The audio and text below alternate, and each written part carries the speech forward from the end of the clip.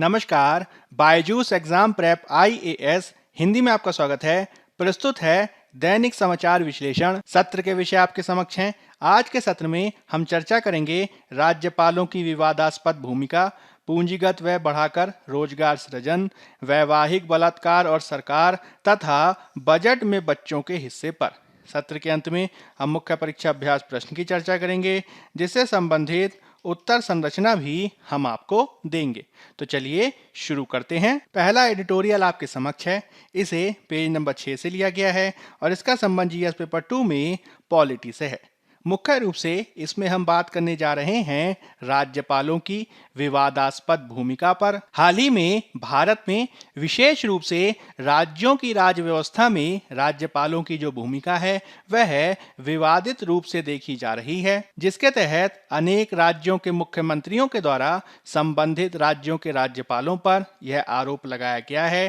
कि किस प्रकार से उनके द्वारा केंद्र सरकार के इशारे पर कार्य किया जा रहा है और उन्हें अनेक बार केंद्र के एजेंट के रूप में भी आरोपित किया जाता है। वर्तमान में हम इसके अनेक प्रकार के उदाहरणों को देख रहे हैं, जिसके तहत पश्चिम बंगाल में राज्यपाल जगदीप धनखड़ पर मुख्यमंत्री के द्वारा राज्य के कार्यकलापों में हस्तक्षेप का आरोप लगाया गया है। इसी प्रकार से महाराष्ट्र में राज्यपाल भगत सिंह कोश्यारी और तमिलनाडु में राज्यपाल आर.एन. रवि पर भी इसी प्रकार के आरोप लगाए गए हैं। मुख्य रूप से यह आरोप इस रूप में लगाए गए हैं कि उनके द्वारा केंद्र सरकार के इशारे पर काम किया जा रहा है और चूंकि दूसरे राज्यों में जैसे कि पश्चिम बंगाल, महाराष्ट्र, तमिलनाडु आदि में विपक्षी दलों की सरकारें हैं, अतः उन राज्यों में सरकारों को बेहतर तरीके से कार्य न किए जाने के संदर्भ में राज्यपालों की विवादास्पद भूमिका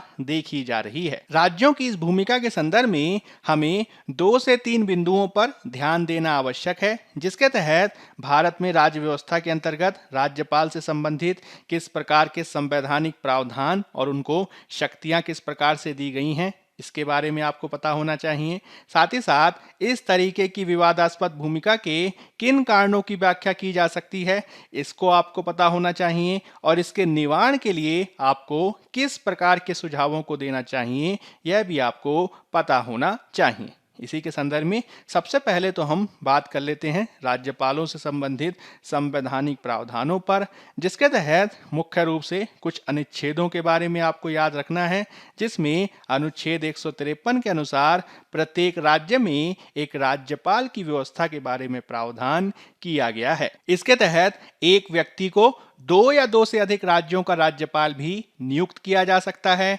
जिसके तहत राज्यपाल को राष्ट्रपति के द्वारा नियुक्त किया जाता है और वह केंद्र सरकार के एक नामित व्यक्ति के रूप में कार्य करते हैं। इस रूप में देखा जाए तो राज्यपाल की दोहरी भूमिकाओं को समझा जा सकता है, जिसके तहत वह राज्य के संवैधानिक प्रमुख होने के नाते मंत्रिपरिषद की सलाह से बंधे होकर कार्य करते हैं। साथ ही साथ वह केंद्र सरकार और राज्य सरकार के बीच एक महत्वपूर्ण कड़ी के रूप में भी कार्य करते हैं, जिसके तहत मुख्य रूप से संविधान के अनुच्छेद 157 और 158 में राज्यपाल के पद के संदर्भ में पात्रता आवश्यकताओं को निर्दिष्ट किया गया है। इसके अलावा संविधान के अनुच्छेद 161, 163, 164 और 213 आदि में उनकी शक्तियों के संदर्भ में कुछ महत्वपूर्ण प्रावधान किए गए हैं, जिसमें संविधान के अनुच्छेद 161 के अनुसार राज्यपाल के पास क्षमादान आदि प्रदान करने की शक्ति है।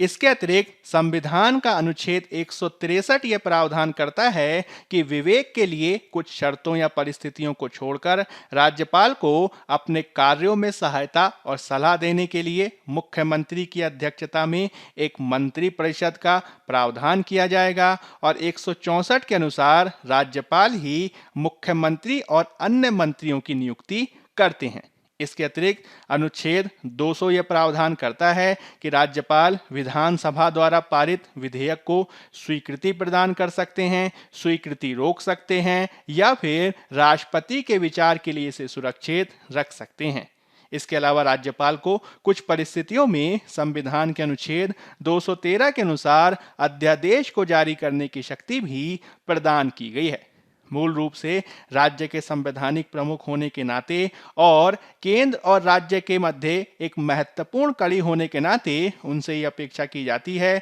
कि वह संवैधानिक पद पर आसीन रहते हुए संविधान के दिशा निर्देशों के अनुसार कार्य करेंगे, किंतु हाल में उनके द्वारा राज्य सरकार को अप्रत्यक्ष रूप से प्रभावित करने के कई उदाहरण देखे गए हैं, जिसके चलते उनकी भूमिका पर सवाल उठते रहे हैं। राज्यपाल की भूमिका किस प्रकार से विवादित रही है, इसके संदर्भ में कुछ कारणों की आपको समझ होनी चाहिए, जिसके तहत आमतौर पर यह देखा गया है कि किस प्रकार से राज्यपाल के पद के दुरुपयोग के कई उदाहरण देखे जाते हैं, जिसमें अनेक बार यह देखा गया है कि जब केंद्र में सत्ताधारी दल राज्य के सत्ताधारी दल से अलग होता है तो कई बार केंद्र के द्वारा सत्ता का दुरुपयोग किया जाता है, जिसके तहत आमतौर पर नियुक्ति की प्रक्रिया के चलते यह दुरुपयोग देखा जाता है। इसके अलावा कई मामलों में एक विशेष राजनीतिक विचारधारा के साथ पहचाने जाने वाले राजनेताओं और पूर्व नौकरशाहों को केंद्र सरकार के द्वारा राज्यपाल के रूप में नियुक्त किया जाता है, जो संवैधानिक रूप से अनिवार्य तटस्थ पद के खिलाफ जाता है, जिससे पक्षपात होता है, जैसा कि इससे पहले कर्नाटक और गोवा आदि में देखा गया है। इसके अलावा अनेक बार राज्यपाल कठपुतली शासक के रूप में भी व्यवहार करते देखे गए हैं, जिसमें राजस्थान आदि के राज्यपाल पर यह आरोप लगाए गए थे कि किस प्रकार से वह आदर्श आचार संहिता का उल्लंघन कर रहे हैं और केंद्र की सत्ताधारी दल के पक्ष में प्रचार कर रहे हैं। कई बार इस तरीके से केंद्रीय सत्ताधारी दल का जो राज्यपाल द्वारा समर्थन किया जाता है वह गैर पक्षपात की भावना के खिलाफ जाता है, जिसकी अपेक्षा संवैधानिक पदों पर बैठे व्यक्ति से की जाती है। ऐसी घटनाओं के चलते ही राज्यपाल को कई बार केंद्र के एजेंट, कठपुतली और रबर स्टैम्प जैसी नकारात्मक शब्दों के रूप में भी व्याख्यायित किया जाता है। इसके तहत कई बार यह देखा जाता है कि जब चुनाव के बाद सबसे बड़ी पार्टी या गठबंधन के नेता को सरकार बनाने के लिए आमंत्रित करने के संदर्भ में राज्यपाल की विवेकाधीन शक्तियों को प्रयोग करने का प्रश्न आता है, तो कई बार विशेष राजनीतिक दल के रूप में राज्यपाल के द्वारा इसका दुरुपयोग किया जाता है, जिससे राज्यपाल द्वारा मुख्यमंत्री की नियुक्ति भी अनेक बार प्रश्नों के दायरे में आ जाती है। इसी प्रकार से शक्ति के दुरुपयोग का यह जो प्रश्न है वह राष्ट्रपति शासन लगाए जाने यानी अनुच्छेद 356 के दुरुपयोग को भी देखा जाता है, जिसके तहत राष्ट्रपति शासन लगाने के लिए एक पूर्व शर्त के रूप में कई बार राज्यपाल द्वारा की गई सिफारिश या फिर रिपोर्ट को ध्यान में रखा जाता है, किंतु कई बार पक्षपाती होने के चलते राज्यपाल यह रिपोर्ट वस्तुनिष्ठ आधार पर प्रदान नहीं करते हैं, जिसके लिए कई बार इसके दुरुपयोग को हम देखते हैं, क्योंकि इस प्रकार से प्रस्तुत की गई रिपोर्ट राजनीतिक कल्पना पर भी आधारित हो सकती है, जिससे राष्ट्रपति शासन की शक्ति का दुरुपयोग भी देखा जाता है। राज्यपाल पद के द्वारा जिस तरीके से दुरुपयोग के उदाहरण भिन्न भिन्न रूपों में देखे जा रहे हैं, उसी से संबंधित विविध प्रकार की सिफारिशें भी हैं, जिसे आपको याद रखना है, जिससे राज्यपाल पद की गरिमा और निष्पक्षता को स्थापित किया जा सकता है। इसके संदर्भ में राज्यपाल की नियुक्ति और उसे हटाए जाने के संदर्भ में पुंछी आयोग और साथ ही साथ दूसरे अन्य आयोगों के द्वारा सिफारिश की गई है, जिसके तहत मुख्य रूप से 2010 के पुंछी आयोग ने यह सिफारिश की थी कि राज्य विधायिका के द्वारा राज्यपाल पर महाभियोग चलाने का प्रावधान किया जाना चाहिए और साथ ही साथ राज्यपाल की नियुक्ति में राज्य के मुख्यमंत्री की राय को भी लिए जाने की आवश्यकता है। इसी प्रकार से संविधान के अनुच्छेद 356 के उपयोग अथवा दुरुपयोग पर भी पुंछी आयोग, सरकारी आयोग आदि के द्वारा अपने सिफारिश को प्रदान किया गया है, जिसके तहत पुंछी आयोग ने अनुच्छेद 355 और 356 में संशोधन की बात की है। इसके अतिरिक्त सरकारी आयोग के द्वारा यह सिफारिश की गई है कि अनुच्छेद 356 का प्रयोग बहुत ही दुर्लभ मामलों में किया जाना चाहिए, जब राज्य में संवैधानिक तंत्र के टूटने पर उसे बहाल करना अपरिहार्य हो जाता है। इसी प्रकार के कुछ सुझाव प्रशासनिक सुधार आयोग, राजमन्नार समिति और न्यायमूर्ति वेंकट चलैया आयोग के द्वारा भी दी गई है। हालांकि आपको इसके संदर्भ में मुख्य रूप से सुप्रीम कोर्ट के द्वारा 1994 में दिए गए SR बोम्मईवाद को याद रखने की आवश्यकता है, जिसमें केंद्र सरकार द्वारा राज्य सरकारों की मनमानी बर्खास्तगी को समाप्त ही कर दिया था। इस वाद में यह फैसला सुनाया गया कि विधानसभा ही एकमात्र ऐसा मंच है जिसमें उस समय की सरकार के बहुमत का परीक्षण किया जाना चाहिए और इसके संदर्भ में राज्यपाल की व्यक्तिगत राय पर कार्य नहीं किया जाना चाहिए। इसी प्रकार से विवेकाधीन शक्तियों के संदर्भ में आपको 2016 के नबाम रेबिया मामले को ध्यान में रखना है, जिसमें सुप्रीम कोर्ट के द्वारा यह फैसला सुनाया गया था कि राज्यपाल के द्वारा जो अनुच्छेद 163 के अधीन विवेकाधीन शक्तियों आदि का प्रयोग किया जाता है वह सीमित रूप में ही है और उसकी पसंद की कार्यवाही को मनमाने या काल्पनिक आधार पर प्रयोग नहीं किए जाने की आवश्यकता है। इस प्रकार से जब राज्यपाल पद के दुरुपयोग के संदर्भ में जब भी किसी भी प्रकार के प्रश्न का उत्तर आपको लिखना हो तो इसमें सबसे पहले तो आप विभिन्न आयोगों की सिफारिशों का उल्लेख कर सकते हैं। साथ ही साथ आप अपनी तरफ से कुछ अन्य सुझावों को भी प्रस्तुत कर सकते हैं, जिसके तहत सरकार के सुचारू कामकाज के लिए यह बेहद आवश्यक है कि राज्यपाल अपने विवेक और व्यक्तिगत निर्णय का प्रयोग करते समय निष्पक्ष और कुशलता से कार्य करें, जिसके लिए बेहद आवश्यक है कि राज्यपाल के कार्यालय को दुरुपयोग होने से रोका जाए और इसके लिए संघवाद को सुदृढ़ किया जाना बेहद आवश्यक है। संघवाद को सुदृढ़ किए जाने के संदर्भ में अंतरराज्यीय परिषद और राज्यसभा की भूमिका को भी बढ़ाया जा सकता है। साथ ही साथ राज्यपाल की नियुक्ति के तरीके में भी सुधार किया जा सकता है। इसके तहत आप यह भी सुझाव दे सकते हैं कि राज्यपाल की नियुक्ति राज्य विधानमंडल द्वारा तैयार पैनल से की जा सकती है और यह वास्तविक नियुक्ति प्राधिकारी अंतरराज्यीय परिषद के द्वारा की जा सकती है, जिसमें केंद्र सरकार की भूमिका को कम किया जा सकता है। इसके अलावा राज्यपाल अपनी शक्तियों का दुरुपयोग ना करें, इसके लिए उनके संदर्भ में आचार संहिता भी निर्धारित की जा सकती है, जिसमें कुछ मानदंड सिद्धांत निर्धारित किए जा सकते हैं जो राज्यपाल को विवेक और उनकी शक्तियों के प्रयोग करने के संदर्भ में मार्गदर्शित करें, जिससे वह अपने फैसले को देते समय संवैधानिक मर्यादा का ध्यान रखें और इस प्रकार से जो लगातार पद के दुरुपयोग संबंधी मामले देखे जाते हैं उसको इस प्रकार की सिफारिशों के आधार पर न्यूनतम किया जा सकता है। अब हम बात कर लेते हैं पेज नंबर 7 में दिए गए एक अन्य एडिटोरियल की, जिसका संबंध जीएस पेपर 3 में अर्थव्यवस्था से है। इसमें हम मुख्य रूप से बात करने जा रहे हैं पूंजीगत व्यय बढ़ाकर रोजगार सृजन पर। हाल के समय में सरकारों के द्वारा रोजगार सृजन पर काफी बल दिया गया है और रोजगार सृजन के एक तत्व के रूप में वित्त मंत्री के द्वारा जो 2022-23 का बजट प्रस्तुत किया गया है उसमें पूंजीगत व्यय को बढ़ावा दिए जाने के माध्यम से रोजगार सृजन को भी बल दिया गया है। रोजगार सृजन को बल दिया जाना स्वाभाविक भी है, क्योंकि वर्तमान डेटा ये बताता है कि किस प्रकार से भारत के द्वारा रोजगार के क्षेत्र में काफी निराशाजनक प्रदर्शन किया गया है। क्योंकि अंतर्राष्ट्रीय श्रम संगठन का डेटा ये बताता है कि किस प्रकार से जनसंख्या के लिए भारत का रोजगार का अनुपात 2005 में जहां 55% था वो अब वर्तमान में 43% तक ही गिर गया है। 2020 में यह बांग्लादेश के लिए 52% था, चीन के लिए 63% था और वियतनाम में यह 73% देखा गया था। विशेष रूप से महिलाओं के लिए यह और ज़्यादा नकारात्मक है, क्योंकि महिलाएं भारत के कार्यबल का केवल 20% हैं, जबकि बांग्लादेश, चीन और वियतनाम जैसे देशों में ये 30 से 70% कार्यबल के बीच देखी गई हैं। इसके अलावा centre for monitoring Indian economy के आंकड़ों को भी आपको याद रखना है, जो ये बताते हैं कि किस प्रकार से भारत ने दिसंबर 2016 से दिसंबर 2021 के बीच यानी इन 5 सालों में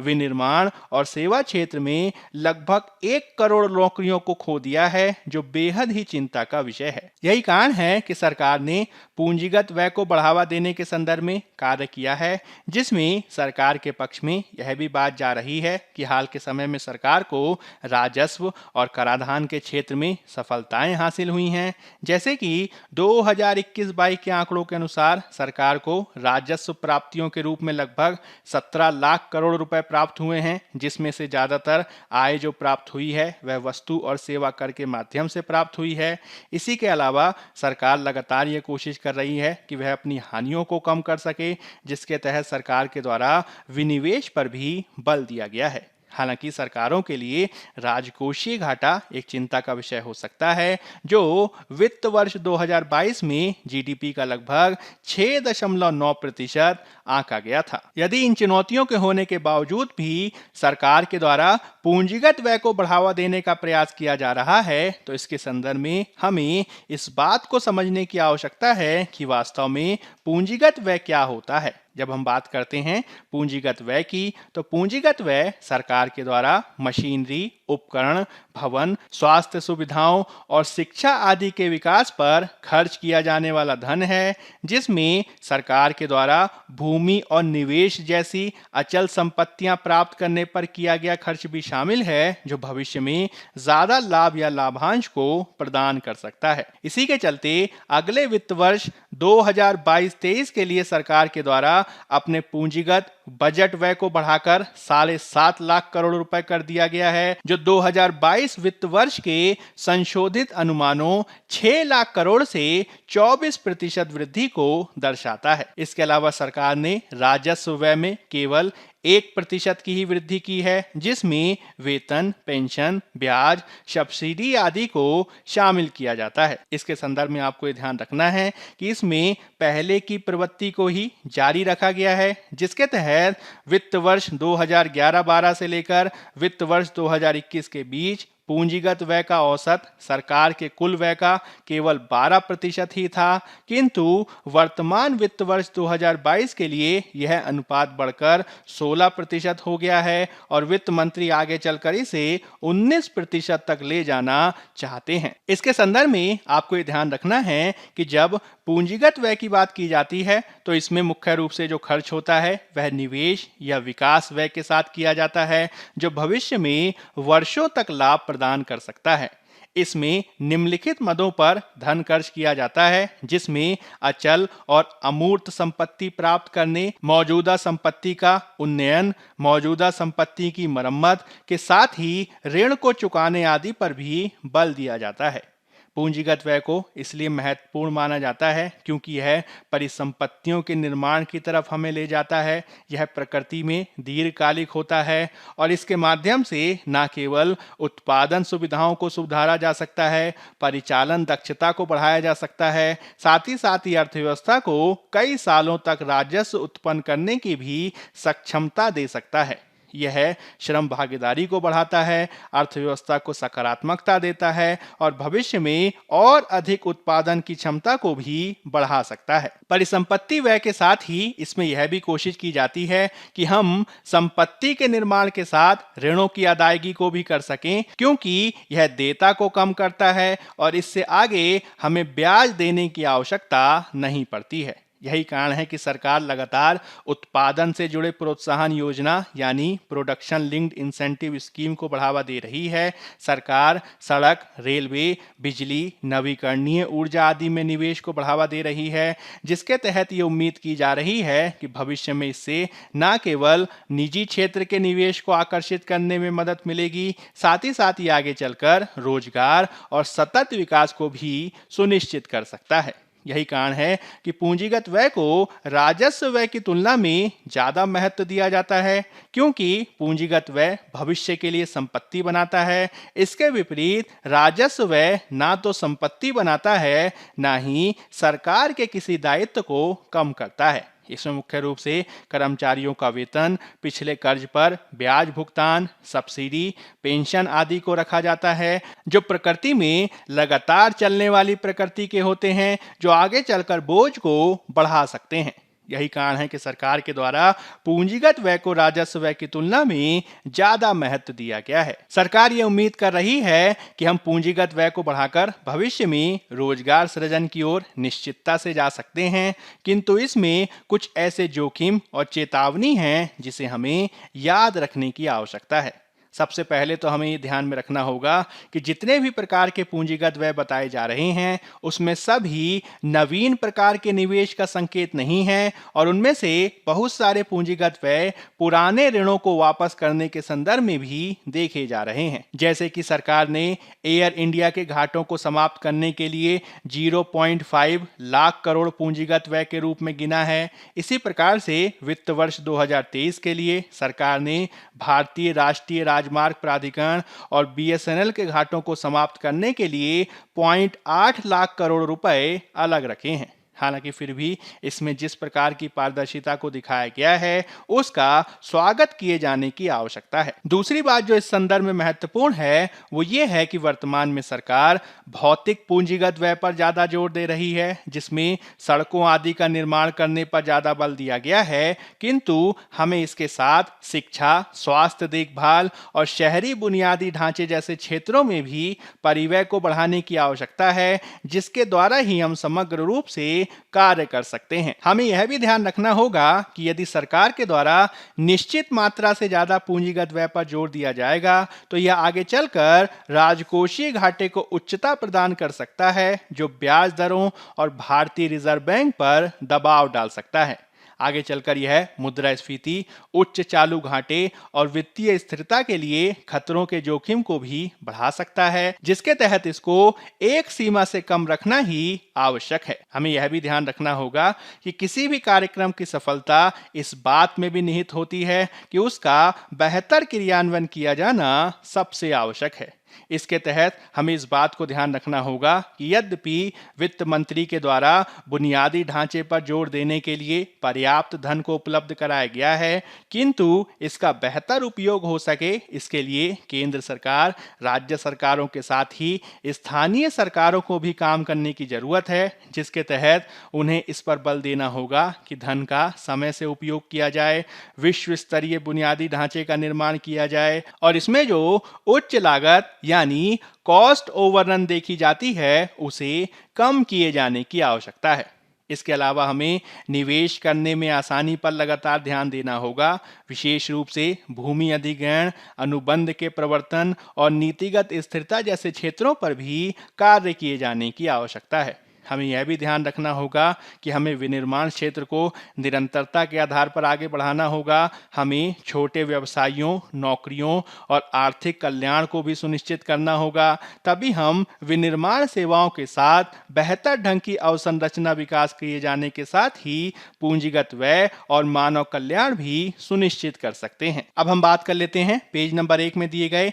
एक अन्य आलेख की, जिसका संबंध जीएस पेपर 2 में पॉलिटी से है। इसमें हम बात करने जा रहे हैं मुख्य रूप से वैवाहिक बलात्कार यानी मैरिटल रेप और सरकार के मत पर। हाल ही में सरकार के द्वारा संसद में वैवाहिक बलात्कार पर पूछे गए एक सवाल के जवाब में यह बताया गया कि किस प्रकार से सरकार इस संबंध में आपराधिक कानूनों में व्यापक संशोधन की प्रक्रिया को प्रारंभ कर रही है। वर्तमान में लगातार वैवाहिक बलात्कार चर्चा का विषय बना हुआ है, जिसके तहत वैवाहिक बलात्कार के अपराधीकरण की मांग करने वाली याचिकाएं भी दिल्ली हाई कोर्ट में दायर की गई हैं। इसके जवाब में केंद्र सरकार द्वारा यह जवाब दिया गया है कि वह इसे अपराधीकृत करने की दिशा में रचनात्मक दृष्टिकोण से विचार कर रही है और इसके संदर्भ में विभिन्न हितधारकों से विभिन्न प्रकार के सुझावों को भी माना गया है। याचिका में मुख्य रूप से आपराधिक कानून में संशोधन की मांग की गई है, जिसमें आईपीसी की धारा 375 जिसका संबंध बलात्कार से है उसे आपको समझना आवश्यक है। सबसे पहले तो हमें यह समझने की आवश्यकता है कि जब हम बात करते हैं वैवाहिक बलात्कार यानी मैरिटल रेप की, तो ये क्या होता है। सामान्य अर्थों में वैवाहिक बलात्कार या फिर जीवन साथी का बलात्कार पति या पत्नी की सहमति के बिना पति या पत्नी के साथ किए जाने वाले संभोग की क्रिया को दर्शाता है, जिसमें सहमति की कमी सबसे ज्यादा आवश्यक तत्व है और इसमें हमेशा शारीरिक हिंसा शामिल नहीं होती है। सामान्य तौर पर वैवाहिक बलात्कार को घरेलू हिंसा और यौन शोषण के एक रूप में देखा जाता है। वैवाहिक बलात्कार के संदर्भ में जो कानूनी प्रावधान हैं, उसमें आपको आईपीसी की धारा 375 के वैवाहिक बलात्कार अपवाद को समझना बेहद आवश्यक है। भारतीय दंड संहिता की धारा 375 जो बलात्कार के अपराध से एक पुरुष द्वारा अपनी पत्नी के साथ जबरदस्ती यौन संभोग की छूट देती है, बशर्ते पत्नी की उम्र 15 वर्ष से अधिक हो, इसे ही वैवाहिक बलात्कार अपवाद के रूप में जाना जाता है। हालांकि इस प्रकार का ये जो अपवाद है वह महिलाओं को उनके स्वयं के शरीर पर अधिकार को सीमित कर देता है और भारतीय न्यायिक व्यवस्था में विभिन्न मामलों के निस्तारण में होने वाली देरी भी इस प्रकार के मामलों की जटिलता को बढ़ा देती है। यही कारण है कि इस मुद्दे पर लगातार वाद विवाद बना हुआ है। इसके संदर्भ में कुछ ऐसे सुझाव हैं जो आप दे सकते हैं, जैसे कि यह सुझाव दिया जा सकता है कि वैवाहिक बलात्कार का अपराधीकरण निश्चित रूप से एक प्रतीकात्मक शुरुआत हो सकती है, जिसमें बहुहितधारक दृष्टिकोण को अपनाने की आवश्यकता है, जिसके तहत दंपत्ति के यौन इतिहास, पीड़ित को शारीरिक और मनोवैज्ञानिक नुकसान जैसे विभिन्न पहलुओं के आधार पर चिकित्सा कर्मियों, परिवार परामर्शदाताओं, न्यायाधीशों और पुलिस की एक विशेषज्ञ समिति के द्वारा इससे संबंधित सजा का फैसला किया जा सकता है। इसके अलावा हमें व्यवहारों में बदलाव लाने की भी बेहद आवश्यकता है, जिसके तहत कानूनों में बदलाव के साथ ही पर्याप्त रूप में जागरूकता अभियानों को बढ़ावा दिया जाना चाहिए, ताकि मुख्य रूप से सहमति के मुद्दे को लेकर नागरिकों, पुलिस, न्यायाधीशों और चिकित्सा कर्मियों को जागरूक किया जा सके। इसमें पीड़ितों की आर्थिक स्वतंत्रता, समय पर चिकित्सा देखभाल, पुनर्वास, कौशल विकास और रोजगार के महत्व को भी समयबद्ध आधार पर संस्थागत किए जाने की आवश्यकता है। अब हम बात कर लेते हैं पेज नंबर 8 में दिए गए एक अन्य आलेख की, जिसका संबंध जीएस पेपर 3 में अर्थव्यवस्था से है। इसमें हम बात करने जा रहे हैं मुख्य रूप से बजट में बच्चों के हिस्से पर। हाल ही में हक सेंटर फॉर चाइल्ड राइट्स नामक एनजीओ के द्वारा एक विश्लेषण किया गया है, जिसके अनुसार देश में बच्चों को 11 सालों में बजट में सबसे कम आवंटन प्राप्त हुआ है। हक के अनुसार केंद्रीय बजट 2023 में बच्चों के लिए कुल आवंटन लगभग 92,736 करोड़ है, जबकि पिछले बजट में आवंटन 85,000 करोड़ के आसपास किया गया था। निरपेक्ष रूप से इसमें 8 की वृद्धि देखी गई है, किंतु यह केंद्रीय बजट में कुल व्यय में वृद्धि के अनुपात में नहीं है, जिसके तहत बच्चों के लिए बजट का हिस्सा अगले वित्तीय वर्ष के केंद्रीय बजट का केवल 2.35% है, जो कि इस वित्तीय वर्ष से 0.11% अंक की कमी को दर्शाता है। इस प्रकार से यह पिछले 11 साल में बच्चों को मिला सबसे कम हिस्सा है, जिसके तहत विभिन्न क्षेत्रों में कमी को देखा जा सकता है, जैसे कि बाल स्वास्थ्य के लिए आवंटन में लगभग 6% की कमी देखी गई है, जो 2021-22 में 3,700 करोड़ रुपए से गिरकर अगले वित्त वर्ष के लिए लगभग 3,500 करोड़ ही रह गया है। इसके अलावा बाल स्वास्थ्य योजनाओं में सबसे महत्वपूर्ण national rural health mission reproductive child health flexi pool यानी NRHM-RCH फ्लेक्सी पूल में केंद्रीय बजट 2022-23 में 8.22% का कम आवंटन किया गया है, जो चिंता का विषय हो सकता है। जहां तक बाल विकास कार्यक्रमों का संबंध है, उन्हें अगले वित्त वर्ष के लिए आवंटन में लगभग 11% की गिरावट उनमें देखी गई है, जिसमें पूरक पोषण और आंगनबाड़ी सेवाओं को शामिल किया जाता है। इसी प्रकार से समग्र केंद्रीय बजट 2022-23 में बाल शिक्षा के हिस्से में बढ़ोतरी तो की गई है, लेकिन यह केवल 0.3% अंकों की ही मामूली वृद्धि है। यह जरूर कहा जा सकता है कि वित्त मंत्री के द्वारा लगभग 200 टीवी चैनलों के साथ